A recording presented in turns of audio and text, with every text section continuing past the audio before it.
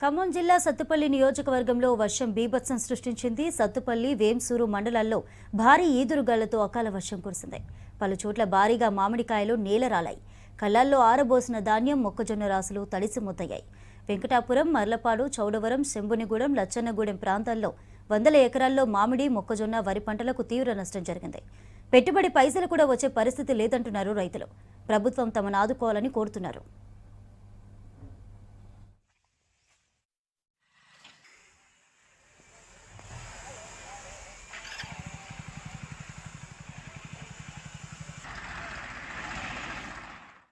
నిన్న 4:00కల్లా గాలి వాన వచ్చేసింది. విపరీతమైన ఎంసూరు మండలం చాలా విపరీతంగా వచ్చేసింది గాలి దుమ్ము.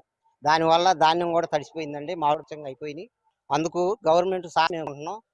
ధాన్యం ఎప్పటికైనా గవర్నమెంట్ యార్డ్లు తొందరగా ఓపెన్ చేసి ఈ ధాన్యం కొనుగోలు చేస్తే రైతు కొంచెం ఊపిరి పీల్చుకోవడానికి అవకాశం ఉంటది. నిన్న సాయంత్రం 4కి గాలిదుమ్ము వచ్చిందండి, బాగా పెద్దది. ఈ మధ్యన 4 లక్షలు అడిగిన తోట లేదండి, మొత్తం రాలిపోయింది కింద.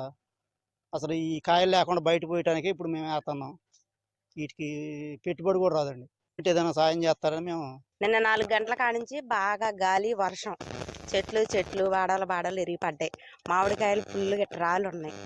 ఇవాళ 10 మందిని వచ్చి వేస్తున్నాం. ఫుల్లు రాలి కాయలు మొత్తం బాగా రాలి ఉన్నాయి.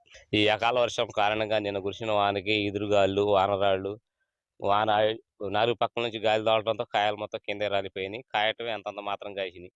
ఆ కాసిన కాయలు కూడా సగం కాయల పైన కింద పడిపోయినాయి. వాటిని అమ్ముదామన్నా కొనే సైజు రాలేదు. కొన్ని వచ్చినవి కూడా పనికి రాకుండా పోయినాయి.